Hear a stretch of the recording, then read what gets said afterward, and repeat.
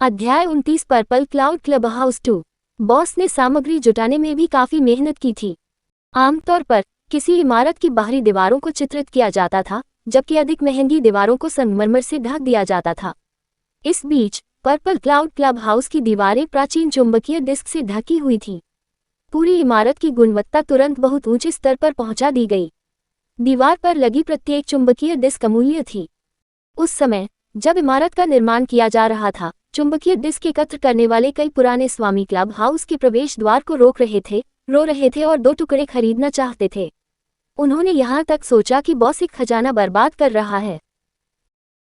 हालांकि जब purple cloud club house पूरा हो गया और सभी के सामने कला के काम की तरह प्रदर्शित किया गया, तो हर कोई चुप हो गया। यह उच्च गुणवत्ता वाला था। यह एक सुयोग्य प्रीमियम उत्पाद था। इस प्रकार पर्पल क्लाउड क्लब हाउस को चुंबकीय टॉवर के रूप में भी जाना जाता था। हर साल अनगिनत लोग एक महंगी चुंबकीय डिस्क इमारत में खाने की भावना का अनुभव करने के लिए क्लब हाउस के दरवाजे से लगभग घुस जाते थे। भले ही कीमत बेहद महंगी थी और सेवा शुल्क 15% था, फिर भी मेहमान अपने उत्साह को रोक नहीं सके। ये सोचकर लियू यानरान की आंखें प्रत्याशा से भर गईं। 5 सितारा समीक्षाओं के अलावा समीक्षा वेबसाइट पर पर्पल क्लाउड क्लब हाउस का कोई अन्य विवरण नहीं था। आखिरकार वहां बहुत कम लोग थे जो वहां पैसा खर्च कर सकते थे।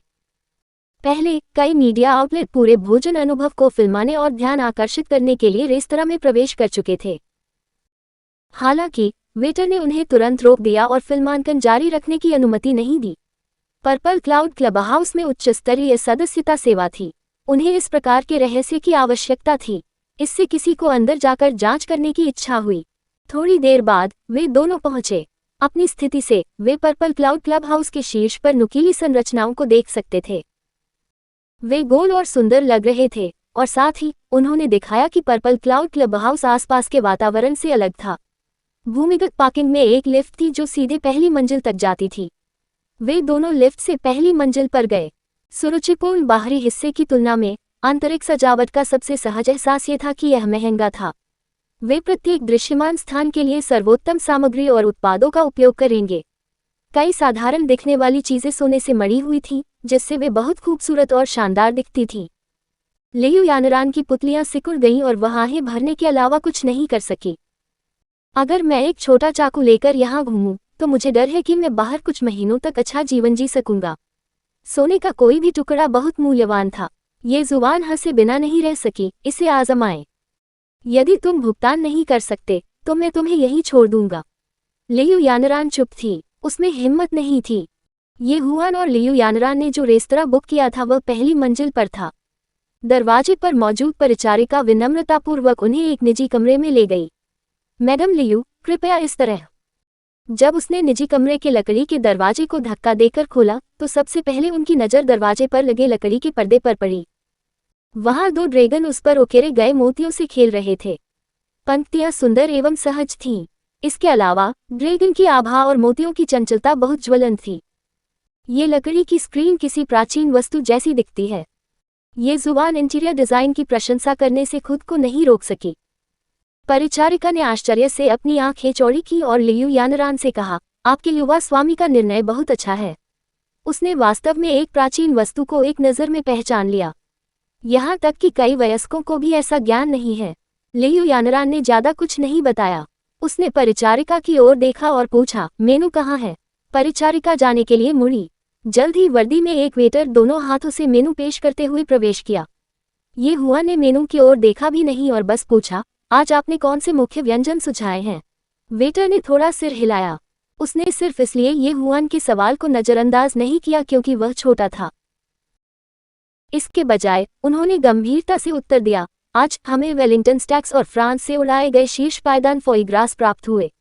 और ठीक है, वहाँ शीर्ष पायदान कैवियार का एक छोटा सा हिस्सा भी है। ये जुबान अपनी भौहें चढ़ाए बिना नहीं रह सकी। चालू महीना वास्तव में स्टजन के अंडे देने का मौसम था। कैवियार मूल्य स्तर कैसा है? ये जुबान को बहुत दिलचस्पी थी। वेटर स्तब्ध था, लेकिन केवल एक सेकंड के लिए। उसने शायद यह उम्मीद नहीं की थी कि ये हुआन इतनी कम उम्र में इतना ज्ञानी हो जाएगी। आज हम जो पेशकश कर रहे हैं वह व्हाइट गोल्ड कैवियार है, जो 100 साल से अधिक पुराने अल्बिनो स्टजन के अंडे हैं। हमने एक बेहतरीन व्यंजन बनाने के लिए खाने योग्य 22 कैरेट सोना भी मिलाया है। जहां तक कीमत की बात है, ये और भी स्वादिष्ट था। बाजार मूल्य 250,000 युआन प्रति चम्मच था। हालांकि क्योंकि अल्बिनोस डजन अंडे मिलना मुश्किल था, इसलिए मांग स्वाभाविक रूप से अतुलनीय थी। कीमत स्वाभाविक रूप से बढ़ी। प्रति चम्मच वर्तमान कीमत 350,000 युआन थी। पर्पल क्लाउड क्लब हाउस के नियमों के अनुसार अतिरिक्त 15% सेवा शुल्क था। इस प्रकार कैवियार की एक चम्मच आकार की सेवा खाने के लिए 402-500 युआन की लागत आई। यह एक बहुत बड़ी कीमत थी।